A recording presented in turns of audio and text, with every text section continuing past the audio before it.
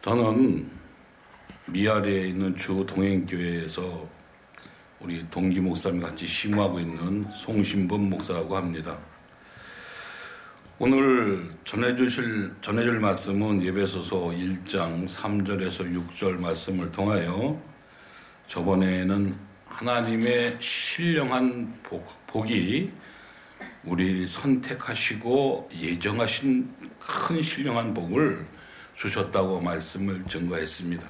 오늘은 그 하나님이 우리를 선택하고 예정한 말씀을 4절과 5절, 6절 말씀을 통하여 한번 여러분과 묵상해 보기로 하겠습니다.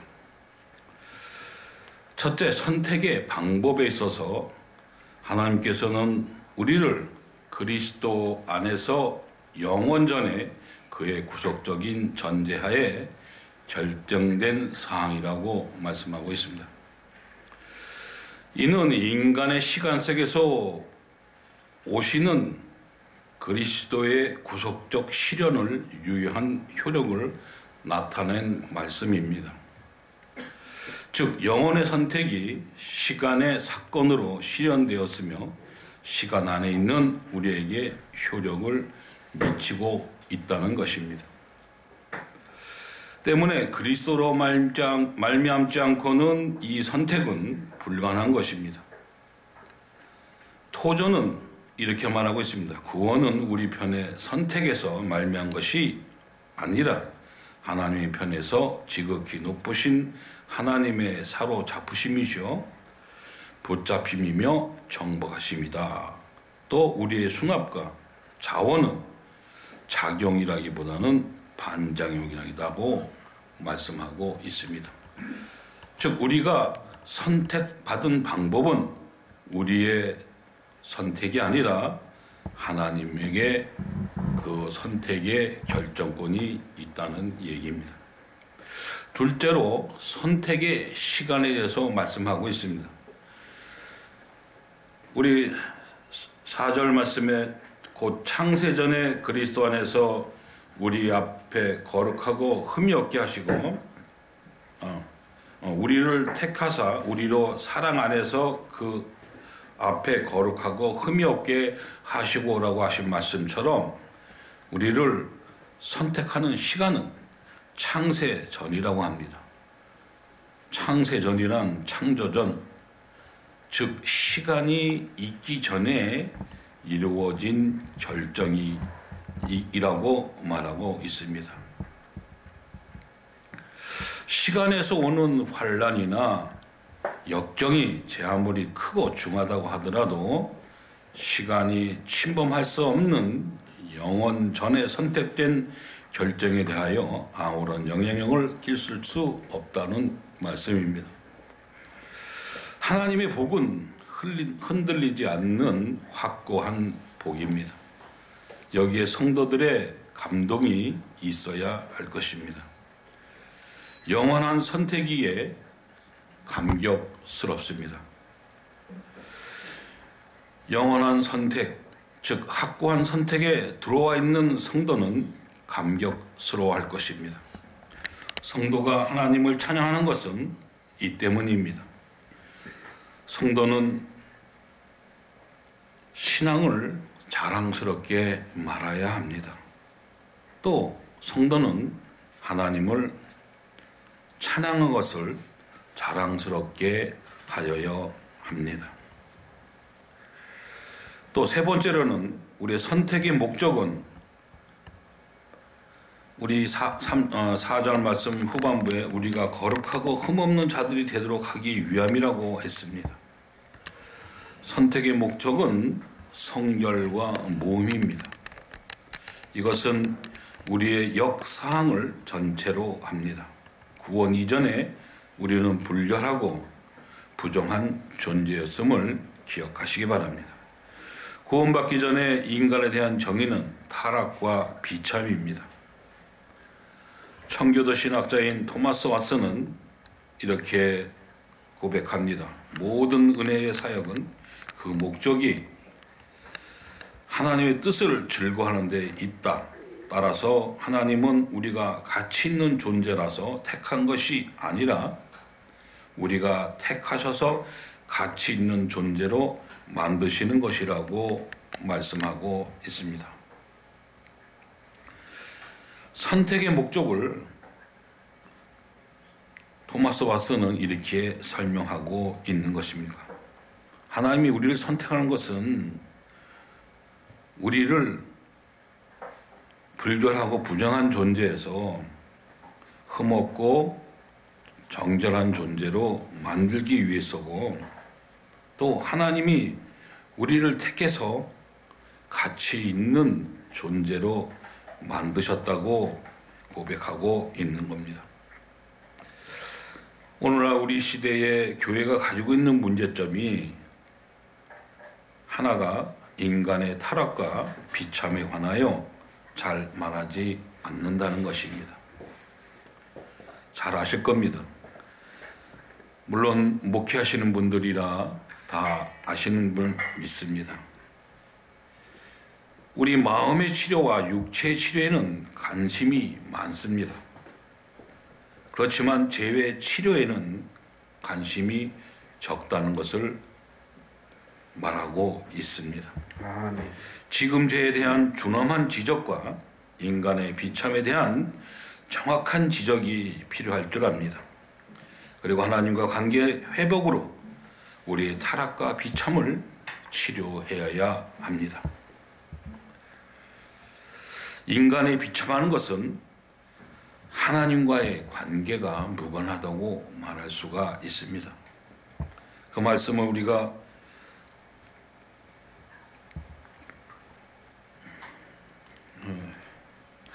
에베소서 2장 12절 말씀을 찾아보시면은 거기에 기록되어 있습니다.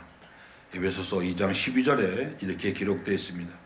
그때 너희는 그리스도 밖에 있었고 이스라엘 나라 밖의 사람이라 약속의 언약들에 대하여는 외인이요 세상에 소망이 없고 하나님도 없는 자이더니라고 말씀하신 것처럼,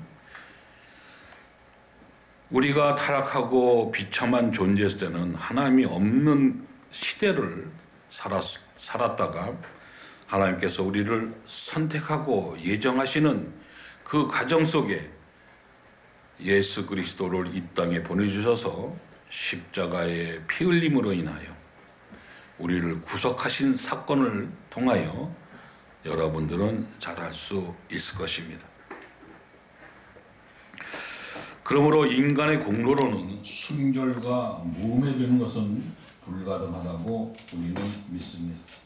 하나님의 선택은 이러한 인간의 비참을 미리 극복한 것입니다.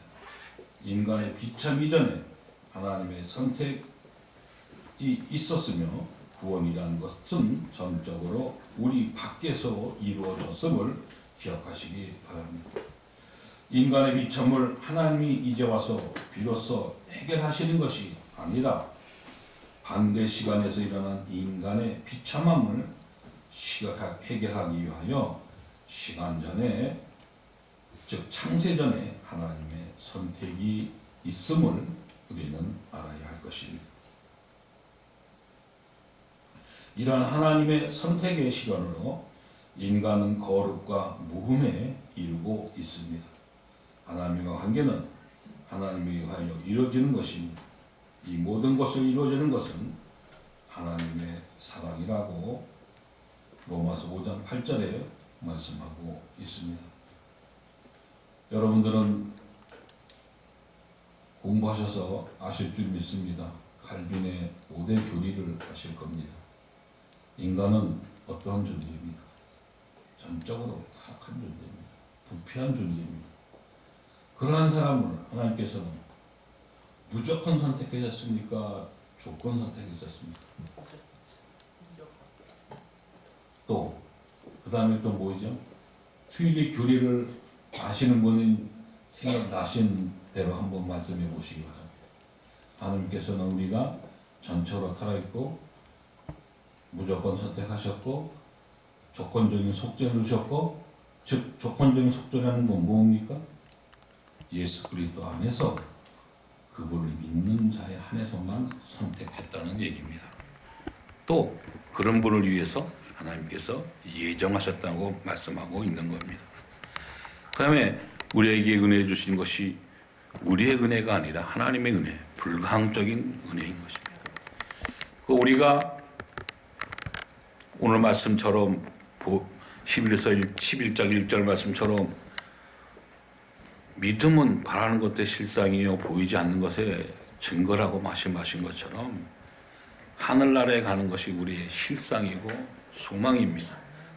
그에 보이지 않는 그 천국을 위해서 우리가 사도 바울처럼 운동선수처럼 깃발을 향하여 죽기까지 달려가는 그러한 신앙을 가져야 할 줄 믿습니다. 얼마나 하나님의 큰 복입니까?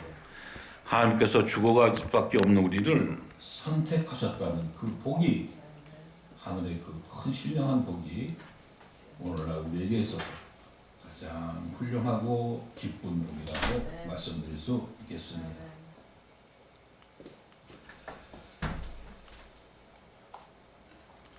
그러므로 우리는 하나님이 우리를 선택해 주셔서 성결하고 무한 사람으로 만들어줌을 감사하고 늘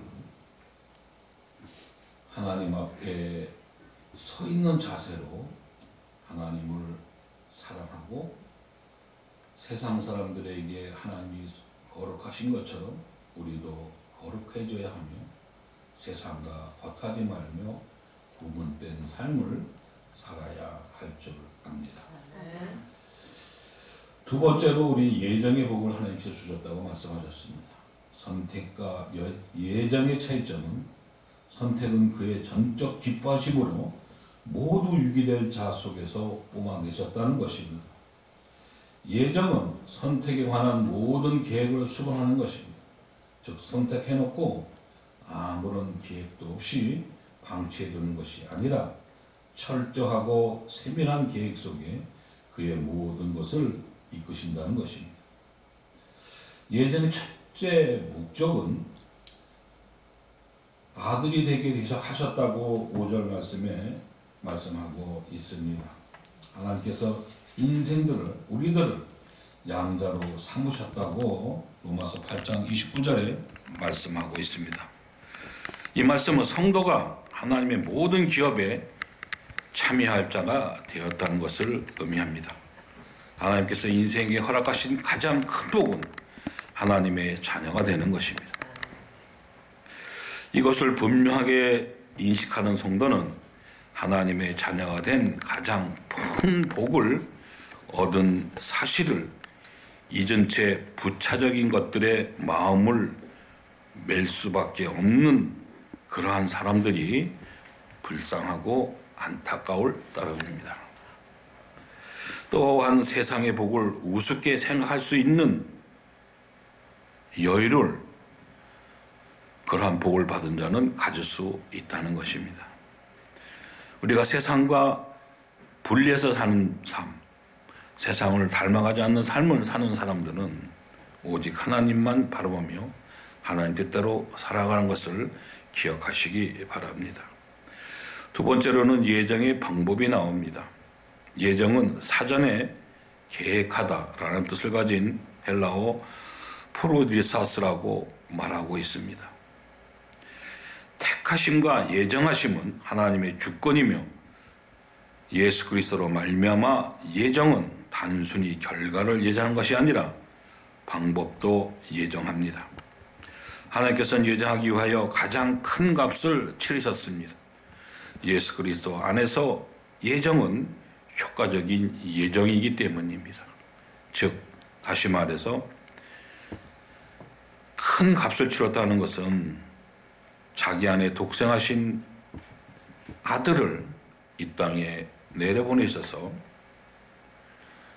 죽어가는 영혼들을 위해서 십자가에 못 박혀 죽으시고 장사 지내고 부활하셔서 승천하셔서 우리에게 성령으로 항상 인도해 주심을 우리는 복음이라고 합니다. 그러기 위해서 하나님께서는 태초에 창조한 아담과 하와의 족속들을 위하여 큰 피 같은 희생을 하셨음을 기억하시기 바랍니다. 그 피의 값으로 우리는 하나님의 사람이 되기 위한 예정이 된 것을 기쁜 마음으로 감사한 마음으로 받아들여야 할 줄 압니다. 세 번째로는 예정의 근거로 나옵니다. 예정은 하나님의 뜻의 기뻐하심에 따라 된 것이며 하나님은 예정을 하여 뜻을 세우고 그 뜻을 기뻐하셨으며 행하는 것을 기뻐하셨습니다. 하나님은 세우신 뜻을 기뻐하시기에 예정을 반드시 이루십니다.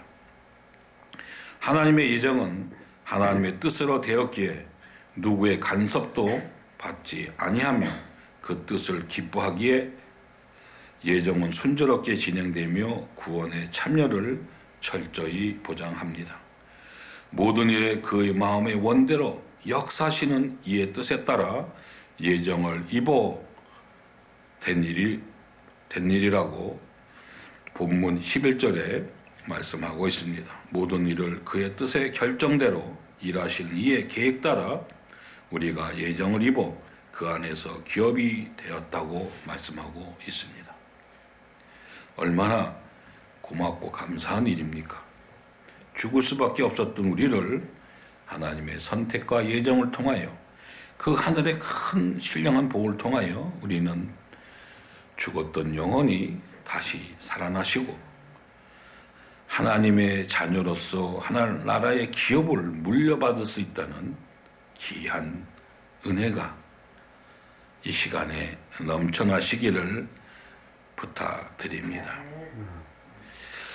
우리를 구원하신 하나님의 은혜는 완전한 계획 가운데 실현되었습니다.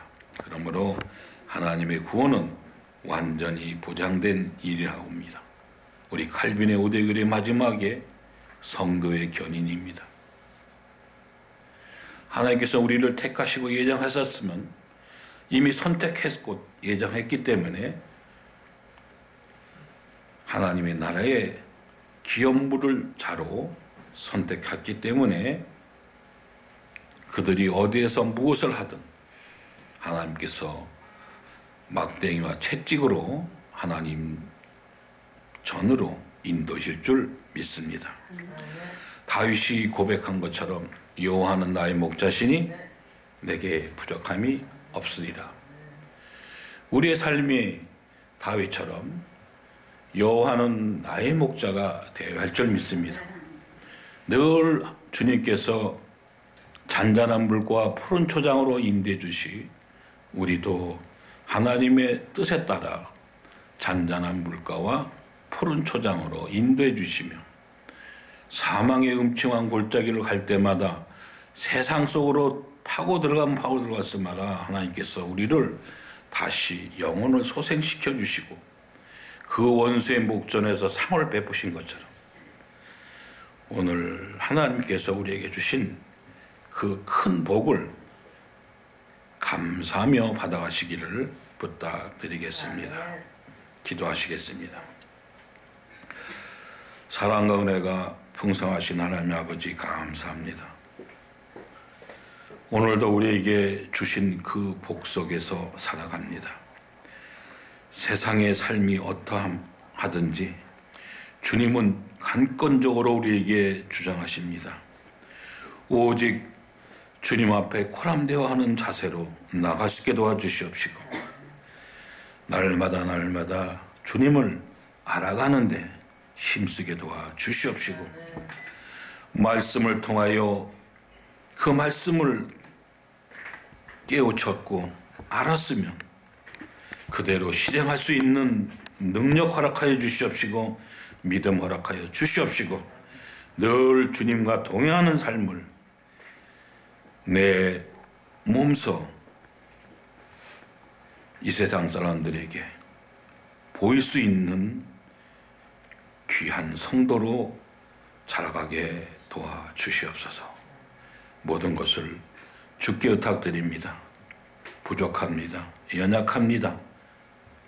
죄 많은 죄인입니다.